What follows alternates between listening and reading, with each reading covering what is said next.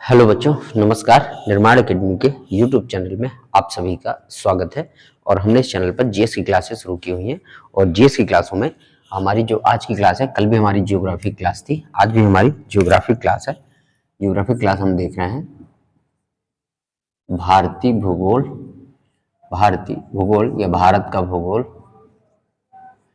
ठीक है। Indian geography देख रहे हैं। और इंडियन जियोग्राफी में हमने अपवाह तंत्र खत्म कर दिया है। अपवाह तंत्र में नदी, झील, जलप्रपात और भारतीय नदियों के तटों पर बसे प्रमुख शहरों पर बातचीत हमने कर ली थी। आज हमारा जो टॉपिक है जियोग्राफी में वो है भारत की जलवायु। भारत की जलवायु। तो भारत की जलवायु पर हम चर्चा करेंगे कि भारत की जलवायु कैसी है, क्या है। तो इन सब के बारे में हम जानेंगे, ठीक है।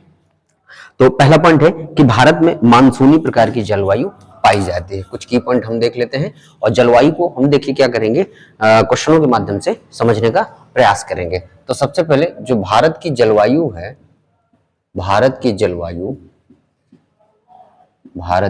जलवायु मानसूनी प्रकार की है। कैसी है? मानसूनी प्रकार की है। जहां पर समझाने की जरूरत होगी मैं आपको समझाऊंगा, बाकी हम क्वेश्चन आंसर के माध्यम से जियोग्राफी में यानी जलवायु हम पढ़ेंगे, ठीक है। तो भारत की जलवायु कैसी है? मानसूनी प्रकार की है। और अगर देखेंगे तो मानसून शब्द का जो अर्थ होता है, मानसून जो ये शब्द है हमारा, ये मौसम शब्द से निकला है। जैसे हमारा मानसून शब्द है तो मानसून अरबी शब्द के किससे निकला हुआ है? मौसम से निकला हुआ है। किससे निकला हुआ है? अरबी शब्द हमारा मौसम है, जो मानसून है, ठीक है। मानसून शब्द जो है मौसम से निकला हुआ है और जिसका अर्थ है कि पवनों की दिशा का परिवर्तन, ठीक है। पवनों की दिशा का ऋतुवत यानी ऋतु के अनुसार ऋतुवत परिवर्तन, ठीक है। ये याद रखिएगा कि मौसम शब्द का अर्थ क्या है कि पवनों की दिशा का ऋतुवत परिवर्तन यानी ऋतु के अनुसार क्या होना, परिवर्तित होना, यही हमारा क्या कहलाता है? मौसम कहलाता है। मौसम का अर्थ है और वही हमारा मानसून कहलाता है। तो याद रखिएगा कि भारत की जलवायु कैसी प्रकार की है? मानसूनी प्रकार की है, मौसम शब्द से निकला हुआ है, ठीक है। और जो भारत में कहने का मतलब आपकी है अरब सागर एवं बंगाल खाड़ी से जो चलने वाली हवाओं हैं उनके कारण यहाँ पर ऋतु में परिवर्तन होता है, ठीक है। दो प्रकार, एक अरब सागर की खाड़ी और दूसरा बंगाल की खाड़ी, यहां से ऋतु में परिवर्तन हमें देखने को मिलता है, ठीक है। ये याद रखिए। जैसे मानसूनी जलवायु जो हम कहते हैं कि भारत की जलवायु कैसी है? मानसूनी है। तो मानसूनी जलवायु क्यों कहते हैं? क्योंकि दो प्रकार की, एक अरब सागर की खाड़ी, अरब सागर की खाड़ी और दूसरा बंगाल की खाड़ी। बंगाल की खाड़ी से जो चलने वाली पवनें हैं उनके कारण ऋतुओं में कहने का मतलब परिवर्तन होता है और इसीलिए हमारी क्या कहलाती है? मानसूनी जलवायु, ठीक है। इसी कारण भारतीय जलवायु को हम कैसे कहते हैं? मानसूनी जलवायु क्यों कहते हैं? क्योंकि अरब सागर खाड़ी और बंगाल की खाड़ी की सागर में चलने वाली पवनों के कारण ऋतुओं में परिवर्तन होता है, ठीक है। चाहे तो हम इसको शॉर्ट भाषा में लिख सकते हैं, थोड़ा सा लिख लीजिएगा, मैं आपको लिखवा दूं। क्यों मानसूनी जलवायु कहते हैं भारत की जलवायु को? तो अरब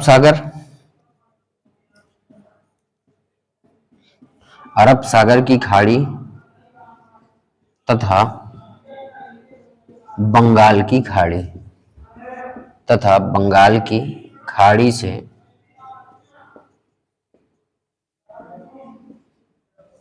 चलने वाली हवाओं के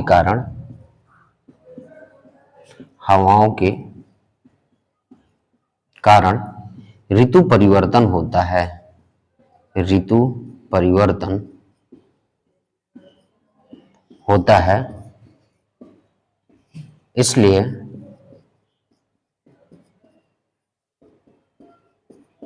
भारतीय जलवायु को मानसूनी जलवायु कहते हैं। मानसूनी जलवायु कहा जाता है। ठीक है, याद रखिएगा कि बंगाल की खाड़ी, अरब सागर की खाड़ी के यानी हवाओं के चलने के कारण ऋतु परिवर्तन होती है, और इसीलिए भारतीय जलवायु को हम क्या कहते हैं, मानसूनी जलवायु कहा जाता है। और याद रखिएगा जलवायु अलग है और मौसम अलग होता है। जलवायु और मौसम में क्या होता है, अंतर होता है। नोट कर लीजिएगा इसको। चलिए, तो जैसे हम देखेंगे ना, तो मौसम और जलवायु इन दोनों शब्दों में बहुत अंतर होता है। ठीक है, हाँ, इनको जो है एक मत समझिएगा।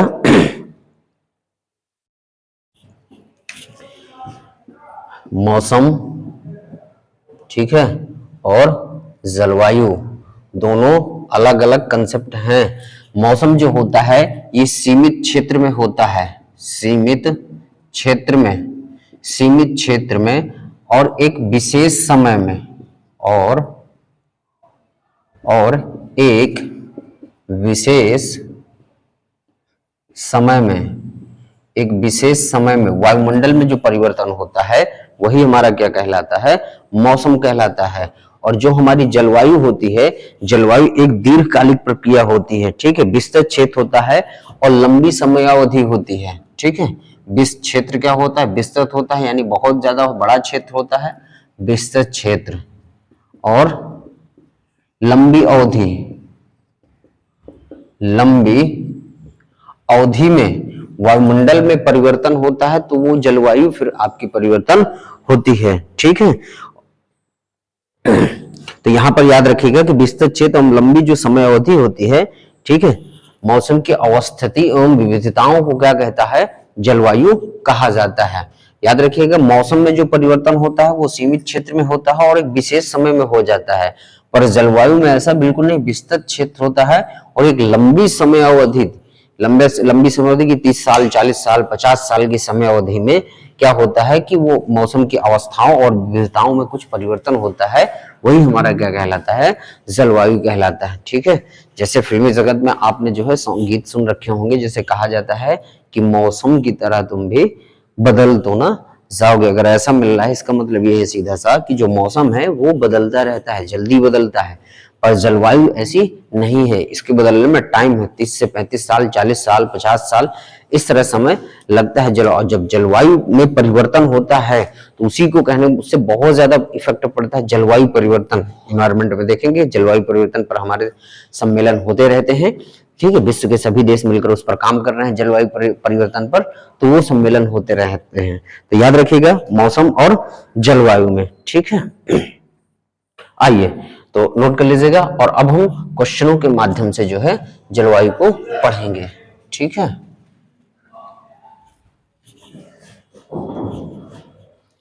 तो क्वेश्चन के माध्यम से हम पढ़ेंगे। तो सबसे पहले हमारा क्वेश्चन है कि भारत की जलवायु की सबसे महत्वपूर्ण विशेषता कौन सी है। तो पहला क्वेश्चन है हमारा कि भारत की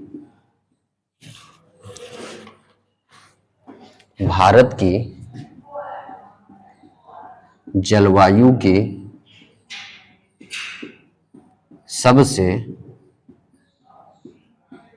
सबसे महत्वपूर्ण विशेषता कौन सी है, सबसे महत्वपूर्ण विशेषता कौन सी है, यह हमारा सवाल है कि भारत की जलवायु की सबसे महत्वपूर्ण विशेषता कौन सी है। तो पहला क्वेश्चन है हमारा, और पहले क्वेश्चन का हमारा आंसर है कि जो सबसे महत्वपूर्ण विशेषता है वो है पवनों की दिशा में परिवर्तन। पवनों की, इसका आंसर हमारा हो जाएगा पवनों की दिशा में परिवर्तन। मेरे साथ नोट करते हुए चलिएगा, आपको भी याद हो जाएगा, पढ़ते लिखते चलेंगे, नोट करते चलेंगे, पढ़ते चलेंगे तो तुरंत याद हो जाएगा। तो पहला क्वेश्चन है कि भारत की जलवायु की सबसे महत्वपूर्ण विशेषता कौन सी है। तो सबसे महत्वपूर्ण विशेषता कौन है, पवनों की दिशा में परिवर्तन। दूसरा क्वेश्चन है कि भारतीय मानसून का वर्णन, दूसरा क्वेश्चन है कि भारतीय मानसून का वर्णन, भारतीय मानसून का वर्णन सबसे पहले भारतीय मानसून का जो वर्णन है वो सबसे पहले किस अरब विद्वान द्वारा किया गया था? किस अरब विद्वान द्वारा, किस अरब विद्वान द्वारा किया गया था? ठीक है, याद रखिएगा कि भारतीय मानसून का जो वर्णन है सबसे पहले किस अरब विद्वान द्वारा किया गया था। तो इसके जो सबसे पहले किया गया था ये थे हमारे, कहने का मतलब, अल मसूदी। क्या नाम था इनका? अल मसूदी। ठीक है, अल मसूदी। तो भारतीय मानसून का वर्णन जो सबसे पहले किस अरब विद्वान द्वारा किया गया था, तो वो है हमारा अल मसूदी। नोट करते हुए चलिएगा बच्चों, पढ़ते हुए चलिएगा। ठीक है, अगला क्वेश्चन है कि भारतीय मानसून को अब मैं आपके सामने एक क्वेश्चन लिख रहा हूं। तीसरा क्वेश्चन है कि निम्न में से कौन सा भारतीय मानसून को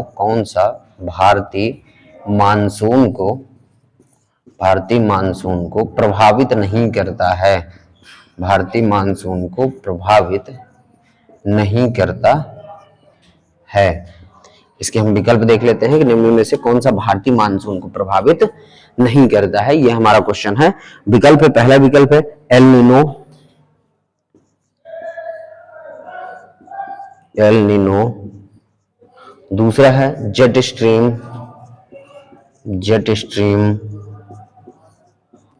तीसरा है तिब्बत का पठार,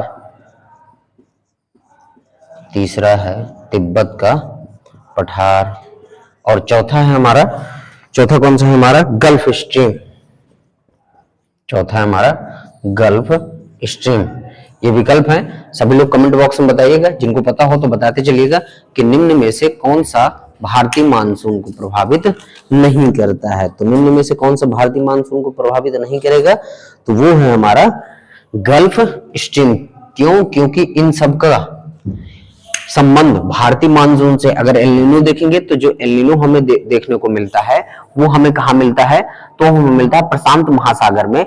और प्रशांत महासागर में कहाँ? कि दक्षिण अमेरिका का जो आपका पश्चिमी तट है, तो पश्चिमी तट पर हमें क्या मिलते हैं? El Nino. एल नीनो के आने के कारण, अगर जब कभी एल नीनो आता है तो एल नीनो के आने के कारण भारत में सूखा पड़ने की संभावना बढ़ जाती है।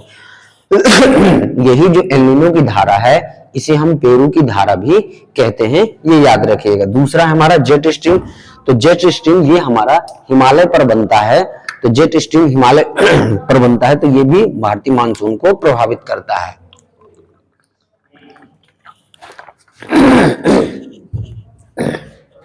तीसरा है हमारा तिब्बत का पठार। तो तिब्बत का पठार भी भारतीय मानसून को प्रभावित करता है, क्योंकि तिब्बत का पठार जितना ज्यादा गर्म होगा उतना ही ज्यादा, कहने का मतलब आपका निम्न वायुदाब का क्षेत्र उत्तरी भाग में भारत के बनेगा। जैसे ये हमारा भारत है, अगर आप देखें कि जैसे ये हमारा भारत है, ठीक है, ये हमारा भारत है, तो जो तिब्बत का पठार वाला भाग है, तो ये तिब्बत का पठार जितना ज्यादा गर्म होगा उतना ज्यादा उत्तरी भाग में क्या बनेगा? हमारा लो प्रेशर बनेगा, यानी निम्न दाब का क्षेत्र बनेगा। और जब निम्न दाब का क्षेत्र बनेगा तो मानसूनी पवनों को क्या करेगा? आकर्षित करेगा। और यही मानसूनी पवनें जब आकर्षित हो जाती हैं और जब वो हिमालय के ऊपर चढ़ती हैं, तो हिमालय को पार ना कर पाने के कारण वो क्या करती हैं? उत्तरी मैदान में, यानी उत्तरी भाग में, या हम कह सकते हैं उसको मैदानी भाग में वर्षा करती हैं। तो इन तीनों का बहुत महत्वपूर्ण रोल है। और गल्फ स्ट्रीम हमारी कहाँ है? तो ये हमारे अमेरिका वाले यानी अटलांटिक वाले क्षेत्र में है, तो ये हमारे उतने काम की नहीं है, ये हमारे भारतीय मानसून को प्रभावित नहीं करती है। तो याद रखिएगा, नोट कर लीजिएगा। आगे बढ़ते हैं, चलिए आगे बढ़ते हैं। नोट कर लिया होगा आपने, तो आप मेरे साथ नोट करते हुए चलिए और पढ़ते हुए चलिए, तो आपको बहुत जल्दी जो है याद हो जाएगा, भूलेगा नहीं। और भूले तो फिर आप दोबारा रिवीजन कर लीजिएगा, तो फिर आपको नहीं भूलने वाला। अब बच्चों, ये क्लास आपको कैसी लगी कमेंट बॉक्स में जरूर बताइएगा, और साथ ही साथ लाइक करते चलिएगा। और मैं देख रहा हूँ कि आप लोग शेयर थोड़ा सा कम कर रहे हैं और लाइक भी कम कर रहे हैं। लाइक करिए, शेयर करिए, व्हाट्सएप, फेसबुक, जो भी सोशल मीडिया हैंडल आप चलाते हो उन सब पर इसे शेयर जरूर किया करिए, ठीक है। जितना ज्यादा आप शेयर करेंगे उतना ज्यादा हमें भी मोटिवेशन मिलेगा। चलिए आइए आगे बढ़ते हैं और अगले क्वेश्चन की तरफ चलते हैं। तो अगला क्वेश्चन है हमारा कि कि निम्नलिखित में से किस राज्य में, अगला क्वेश्चन है हमारा, ठीक है, कि निम्नलिखित में निम्न में से किस राज्य में निम्न में से किस राज्य में दक्षिण पश्चिम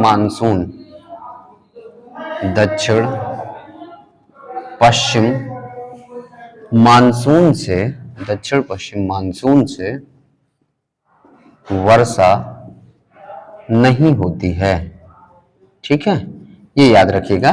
कह रहा है कि निम्न में से किस राज्य में दक्षिण पश्चिम मानसून से वर्षा नहीं होती है। पहला है राजस्थान, पहला है हमारा राजस्थान, दूसरा है हमारा तमिलनाडु, तीसरा है हमारा कर्नाटक, चौथा है हमारा पंजाब। आपके पास 5 सेकंड है, सभी लोग कमेंट बॉक्स में करके बताइए कि इसका आंसर क्या होगा। चलिए जल्दी करिए, इसके कमेंट करिए। ठीक है, देखते हैं। तो इसका आंसर हमारा क्या हो जाएगा कि निम्नलिखित में से किस राज्य में दक्षिण पश्चिम मानसून में वर्षा नहीं होती है। तो वो हमारा कौन सा क्षेत्र हो जाएगा, वो हमारा हो जाएगा तमिलनाडु में देखिए दक्षिण पश्चिम मानसून से वर्षा नहीं होती है। क्यों नहीं होती है? क्योंकि पवनों के ये समांतर पड़ता है। जब यहाँ से कहने दक्षिण पश्चिम मानसून की पवनें चलती हैं तो ये उनके समांतर पड़ती हैं, तो यहाँ पर वर्षा नहीं होती है। लेकिन ध्यान रखिएगा कि उत्तर पूर्वी मानसून जब लौटता हुआ मानसून है उससे तमिलनाडु के क्षेत्र में, यानी तमिल पूछा जाता है, शहर भी दे दिया जाता है कि किस शहर में दक्षिण पश्चिम मानसून से वर्षा नहीं होती, तमिलनाडु के चेन्नई की दे देता है राजधानी के रूप में। तो ध्यान रखिएगा कि चेन्नई में यानी दक्षिण पश्चिम मानसून से वर्षा नहीं होती है, जबकि चेन्नई में लौटते हुए मानसून या उत्तर पूर्वी मानसून से वर्षा होती है। और दक्षिण पश्चिम मानसून से वर्षा तमिलनाडु या तमिलनाडु की राजधानी चेन्नई में वर्षा नहीं होती है। ये याद रखिएगा, तो नोट कर लीजिएगा। चलिए आगे बढ़ते हैं अगले सवाल की तरफ। ठीक है, चलिए, पर मैं साथ ही साथ कह रहा हूं कि तमिलनाडु के बारे में याद रखिएगा कि यहां जो वर्षा होती है ना, उत्तर पूर्वी मानसून से वर्षा होती है। कैसी वर्षा होती है? उत्तर पूर्वी मानसून से। कभी क्वेश्चन पूछा जा सकता है कि चेन्नई या तमिलनाडु क्षेत्र में किस पवनों से वर्षा होती है, तो उत्तर पूर्वी मानसून, या इसी को हम लौटता हुआ मानसून कहते हैं। तो नोट कर लीजिएगा। आइए आगे बढ़ते हैं, अगले सवाल की तरफ चलते हैं। अगला क्वेश्चन है कि दक्षिण पश्चिम मानसून, अगला हमारा क्वेश्चन है कि दक्षिण पश्चिम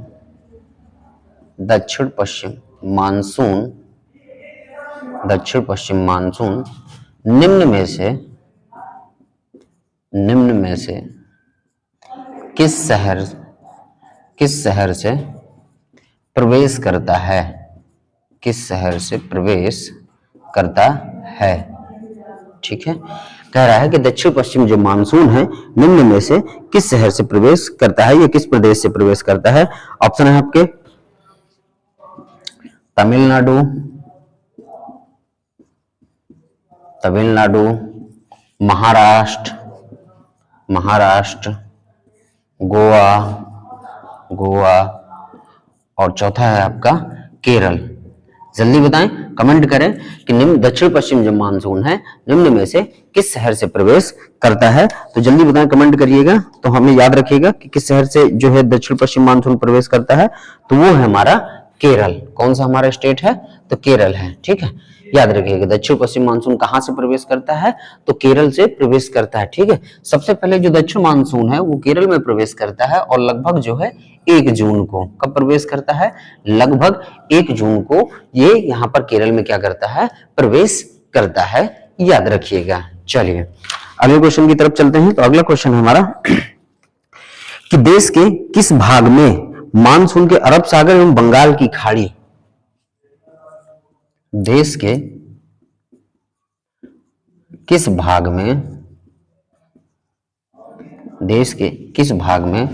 अरब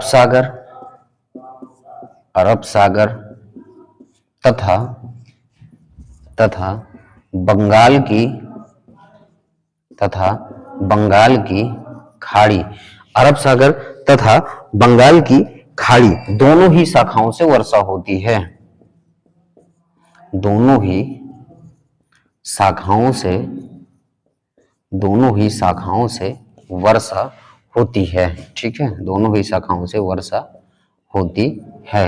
ये याद रखिएगा कि निम्न देश के किस भाग में अरब सागर तथा बंगाल की खाड़ी दोनों ही शाखाओं से वर्षा होती है। ऑप्शन है आपके मध्य प्रदेश, दूसरा है आपका बिहार, तीसरा है आपका पंजाब, ठीक है, चौथा है आपका उड़ीसा। तो जल्दी कमेंट करके बताएं कि देश के किस भाग में अरब सागर तथा बंगाल की खाड़ी दोनों ही शाखाओं से क्या होती है, वर्षा होती है। तुरंत कमेंट करें। चलिए, तो हमारा ऐसा कौन सा क्षेत्र है जहां पर दोनों तरह से वर्षा होती है कि अरब सागर तथा बंगाल की खाड़ी से? तो हमारा आंसर कौन सा है कि पंजाब एक ऐसा क्षेत्र है जो आपका अरब सागर की खाड़ी से भी वर्षा प्राप्त करता है और साथ ही साथ आपका बंगाल की खाड़ी से भी वर्षा प्राप्त करता है। ठीक है, चलिए नोट कर लीजिएगा, आगे बढ़ते हैं। तो बच्चों, क्लास आपको कैसी लगे कमेंट बॉक्स में जरूर बताइएगा। साथ ही साथ वीडियो को लाइक करिएगा, साथ अपने मित्रों के साथ इसे शेयर जरूर करिए। फेसबुक, व्हाट्सएप वगैरह हर जगह शेयर किया करिए, थोड़ा सा लाइक किया करिए, तो मोटिवेशन मिलता है कि आप जो है क्लास को पसंद कर रहे हैं लाइक और शेयर से। ठीक है, चलिए अगला क्वेश्चन की तरफ चलते हैं। तो अगला क्वेश्चन है हमारा कि असम, पश्चिम बंगाल तथा उड़ीसा राज्यों में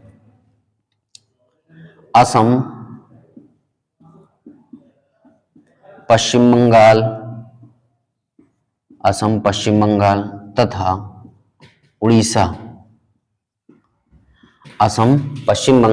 तथा उड़ीसा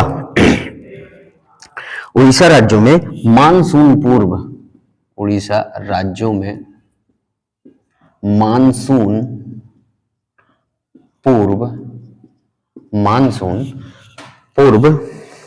आने वाली तड़ित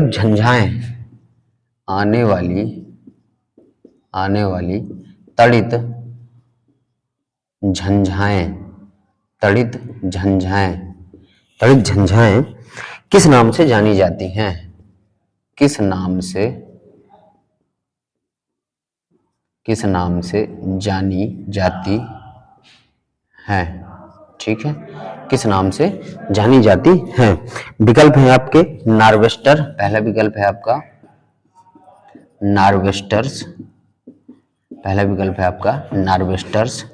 दूसरा विकल्प है आपका नारिस्टर्स, तीसरा विकल्प है आपका ईस्ट वेस्टर्स,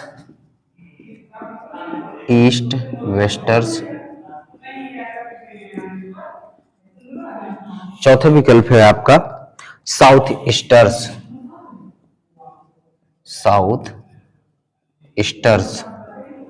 तो बताइएगा कि असम, बंगाल तथा उड़ीसा राज्यों में मानसून पूर्व आने वाली जो पौने हैं इनको जो है हम किस नाम से जानते हैं? तो याद रखिएगा, इनको हम किस नाम से जानते हैं? तो वो हमारा नॉर्वेस्टर्स। किस नाम से जानते हैं? नॉर्वेस्टर्स। की असम, पश्चिम बंगाल तथा उड़ीसा राज्यों में जो मानसून से पहले आने वाली जो तड़ित झंझाएं होती हैं, तड़ित झंझाएं हल्की फुल्की वर्षा और तेज, कहने का मतलब हवाएं जो चलती हैं, उनको क्या नाम देते हैं? तो उनको नाम देते हैं नॉर्वेस्टर्स। ठीक है, कि मानसून से पहले जो कुछ वर्षा होती है या बहुत तेज आंधी तूफान जो आता है, हम उसको नाम क्या देते हैं? नॉर्वेस्टर्स नाम देते हैं। तो याद रखिएगा। ठीक है, चलिए आगे बढ़ते हैं। अगला क्वेश्चन है हमारा कि भारत के कोरोमंडल तट पर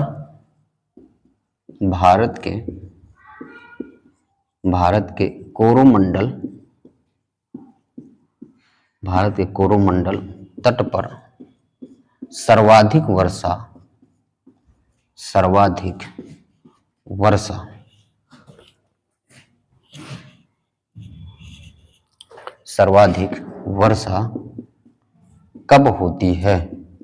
सर्वाधिक वर्षा कब होती है? ये हमारा क्वेश्चन है कि भारत के कोरोमंडल तट पर सर्वाधिक वर्षा कब होती है। विकल्प देख लेते हैं। तो विकल्प है जनवरी, फरवरी, पहला विकल्प है जनवरी फरवरी, दूसरा विकल्प है आपका, दूसरा विकल्प है आपका जून सितंबर, जून से सितंबर, जून से सितंबर। तीसरा विकल्प है आपका, तीसरा विकल्प है मार्च से मई, मार्च से मई। और आपका चौथा विकल्प है आपका अक्टूबर नवंबर, अक्टूबर और नवंबर। ये आपके विकल्प हैं कि भारत के कोरोमंडल तट पर सर्वाधिक वर्षा कब होती है। तो आपको बताना है कि जनवरी फरवरी, कि जून सितंबर, कि मार्च मई, कि अक्टूबर नवंबर। तो याद रखिएगा कोरोमंडल तट पर कब सबसे अधिक वर्षा होती है, तो ये होती है अक्टूबर नवंबर। ठीक है, अक्टूबर नवंबर। और कोरोमंडल तट के बारे में याद रखिएगा कि जो कोरोमंडल तट है ये कहाँ वाला क्षेत्र है, तो ये तमिलनाडु, तमिलनाडु।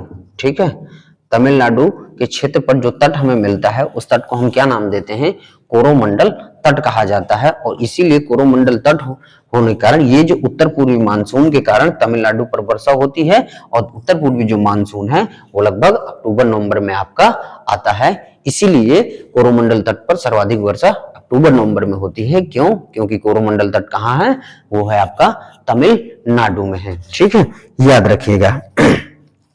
चलिए अगला क्वेश्चन है हमारा, अगला क्वेश्चन है हमारा कि भारत के उत्तरी पश्चिमी भाग पे, भारत के उत्तरी पश्चिमी, उत्तरी पश्चिमी भाग में, भारत के उत्तरी पश्चिमी भाग में शीतकालीन वर्षा का क्या कारण है। शीतकालीन, शीतकालीन वर्षा का क्या कारण है। शीतकालीन वर्षा का क्या कारण है, आपको ये देखना है कि उत्तरी पश्चिमी भाग में शीतकालीन वर्षा का क्या कारण है। विकल्प देख लेते हैं, तो आपके विकल्प कौन कौन से हैं। तो पहला स्थानीय झंझावत, स्थानीय झंझावत, स्थानीय झंझावत। कमेंट करते चलिएगा। लौटता मानसून, लौटता मानसून। ठीक है, तीसरा विकल्प देखेंगे तो तीसरा है हमारा पश्चिमी विक्षोभ, पश्चिमी विक्षोभ। और चौथा है हमारा डी नंबर है पूर्वी विक्षोभ, पूर्वी विक्षोभ। ठीक है, याद रखिएगा। तो बताइए भारत के उत्तरी पश्चिम भाग में शीतकालीन वर्षा का कारण क्या है, ये आपको बताना है कि स्थानीय झंझावत, लौटता मानसून, की पश्चिमी विक्षोभ, की पूर्वी विक्षोभ, आपका ये आपको बताना है। ठीक है, तो याद रखिएगा कि भारत के जो उत्तरी पश्चिम भाग में, ठीक है, उत्तरी पश्चिम भाग का मतलब यानी ये जो एरिया है इस वाले भाग में, उत्तर पश्चिमी वाले भाग में जो शीतकालीन यानी ठंडे मौसम में वर्षा होती है। आप देखते हैं कि हमारे यहाँ उत्तरी पश्चिमी भाग में, उत्तर में तो है लेकिन फिर भी इस वाले क्षेत्र में ज्यादा गहरा है कि आपका शीतकालीन वर्षा होती है। शीतकालीन वर्षा होती है जनवरी और फरवरी के आसपास, यानी जो वर्षा होती है, ठीक है, दिसंबर जनवरी के आसपास जो वर्षा होती है, वो जो वर्षा होती है वो किस कारण से होती है, कि स्थानीय झंझावत के कारण, कि लौटता मानसून के कारण, कि पूर्वी विक्षोभ के कारण, कि पश्चिमी विक्षोभ के कारण। तो याद रखिएगा कि पश्चिमी, उत्तरी पश्चिमी भाग में शीतकालीन वर्षा होने का प्रमुख कारण क्या है हमारा, वो है पश्चिमी विक्षोभ। कि भारत के उत्तरी पश्चिमी भाग में जो शीतकालीन वर्षा होती है वो किस कारण से होती है, तो वो पश्चिमी विक्षोभ के कारण होती है। तो याद रखिएगा, नोट कर लीजिएगा। चलिए बढ़ते हैं आगे। तो बच्चों क्लास आपको कैसी लगी कमेंट बॉक्स में हमें जरूर बताइएगा। साथ ही साथ वीडियो को लाइक करिएगा और शेयर करते हुए चलिएगा अपने मित्रों के साथ। और जो बच्चे चैनल को सब्सक्राइब नहीं किए हैं तो चैनल को सब्सक्राइब कर लीजिएगा और बेल आइकन को ऑन कर लीजिएगा ताकि नोटिफिकेशन आपको क्लासों का मिलता रहे। साथ ही साथ हमारी क्लास का और अन्य क्लासों का भी नोटिफिकेशन आपको मिलता रहे। ठीक है, चलिए अगला देखते हैं कि भारत में सर्वाधिक वर्षा प्राप्त करने वाला राज्य या स्थान कौन सा है। ठीक है, भारत में भारत में सर्वाधिक वर्षा प्राप्त करने वाला, भारत में सर्वाधिक वर्षा प्राप्त करने वाला, सर्वाधिक वर्षा प्राप्त करने वाला स्थान कौन सा है, स्थान कौन सा है, ये आपको देखना है कि भारत में सर्वाधिक वर्षा प्राप्त करने वाला स्थान कौन सा है। ये है आपका विकल्प देखेंगे तो पहला विकल्प है हमारा, विकल्प है बीकानेर, बीकानेर, दूसरा है हमारा चेरापूंजी, चेरापूंजी, तीसरा है आपका मौसिन राम, मौसिन राम, चौथा है आपका शिमला, चौथा है आपका कौन सा, शिमला।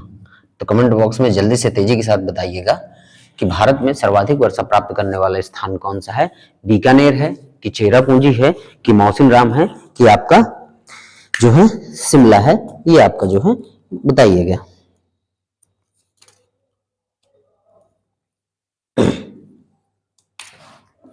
चलिए, तो भारत में सर्वाधिक वर्षा प्राप्त करने वाला स्थान कौन सा है हमारा, वो है हमारा मौसिन राम, ठीक है। और साथ ही साथ याद रखिए कि सिर्फ भारत में नहीं पूरे विश्व में सबसे अधिक वर्षा प्राप्त करने वाला, ठीक है, कि विश्व में सबसे अधिक वर्षा प्राप्त करने वाला क्षेत्र कौन सा है हमारा, तो वो है हमारा मौसिन राम है, ठीक है। और ये मौसिन राम है कहाँ, तो ये है आपका मेघालय में, ठीक है। चलिए आगे अगले क्वेश्चन की तरफ चलते हैं, आगे बढ़ते हैं।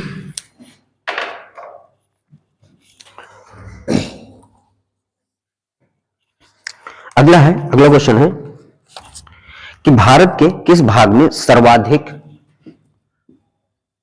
भारत के किस भाग में, भारत के किस भाग में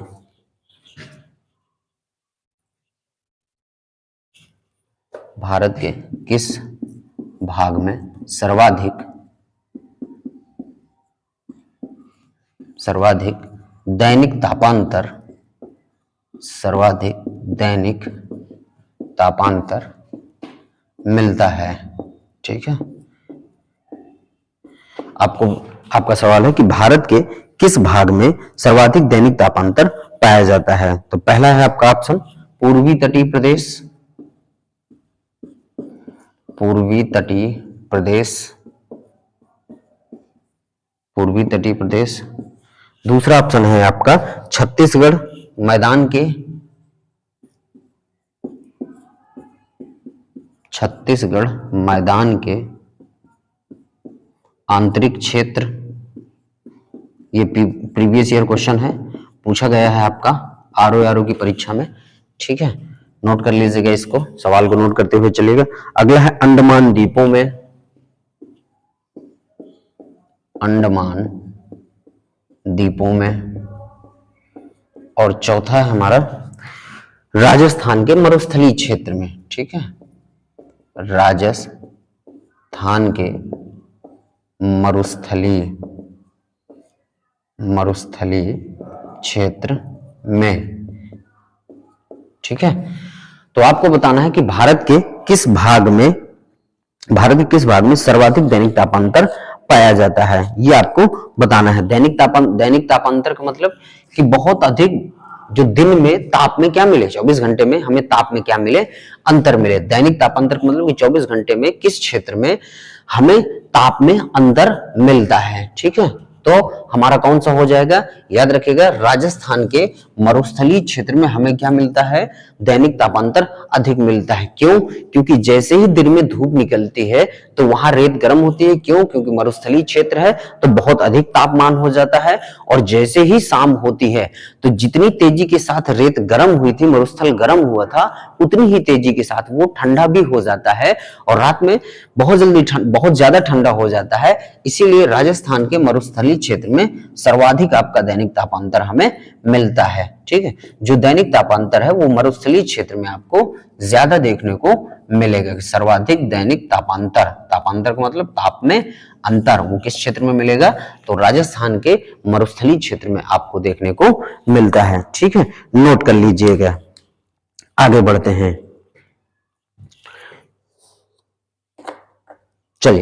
अगला सवाल है हमारा, ठीक है, अगला सवाल और अंतिम सवाल है हमारा कि निम्न में से किस स्थान पर,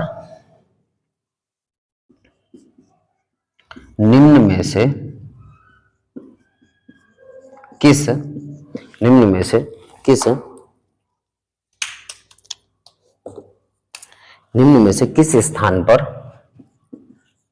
किस स्थान पर सबसे कम वर्षा होती है, सबसे कम वर्षा होती है, ठीक है, ये आपका सवाल है, क्वेश्चन है कि निम्न में से किस स्थान पर सबसे कम वर्षा होती है। तो विकल्प है आपके, पहला विकल्प है बेल्लारी, बेल्लारी, दूसरा विकल्प है आपका जैसलमेर, दूसरा विकल्प है आपका जैसलमेर, तीसरा विकल्प है आपका जयपुर, तीसरा विकल्प है आपका जयपुर, और आपका चौथा विकल्प जो है वो आपका लेह, ठीक है।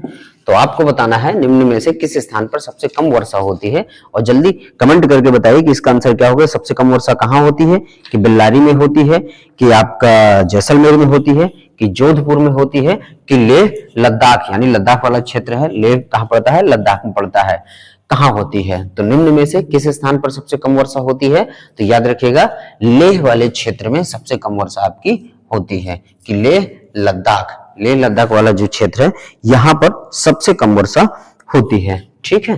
तो याद रखिएगा ये रहे हमारे कुछ क्वेश्चन और आंसर रहे, जिसके माध्यम से हमने जो है भारत की जलवायु को आज जो है पढ़ा है, ठीक है। अभी हमारी और भारत की जलवायु में कुछ और क्लासें होंगी, और क्वेश्चन और आंसर के माध्यम से हम पूरी तरह से भारत की जलवायु के कंसेप्ट को समझ लेंगे। कंसेप्ट भी बीच बीच में समझते चलेंगे, जहां मैं मिलेगा तो मैं वहां आपको कंसेप्ट भी समझाते हुए चलूंगा, और कैसे क्वेश्चन बन सकते हैं वन लाइनर फैक्ट के रूप में हम उसको भी देखते हुए चल रहे हैं। तो नोट करते चलिएगा, बाकायदे नोट्स बनाइएगा, पढ़ते चलिएगा और रिवीजन करते चलिएगा। पिछला पूरा रिवीजन करिएगा, देखिए वीडियो 2 बार 3 बार 4 बार आप देखते रहिएगा, रिवीजन करते रहिएगा, नोट्स बनाते रहिएगा। और एक चीज और, वीडियो को लाइक किया करिए, साथ ही साथ शेयर किया करिए व्हाट्सएप फेसबुक हर जगह अपने मित्रों के साथ, ताकि मुझे थोड़ा सा मोटिवेशन भी मिलता रहे। तो इतना आप लोग भी करते रहिए, और इधर मैं आपको पढ़ाते हुए चल रहा हूँ, रिवीजन करते चलिएगा। तो हमारी जियोग्राफी क्लास है हो चुकी, कल भी हमारी हुई थी जियोग्राफी क्लास, आज भी हमारी जियोग्राफी क्लास हो गई। अब कल हमारी क्या होगी, इतिहास की क्लास होगी। तो कल की इतिहास की क्लास में मिलते हैं आपसे, तब तक के लिए धन्यवाद, जय हिंद, वंदे मातरम।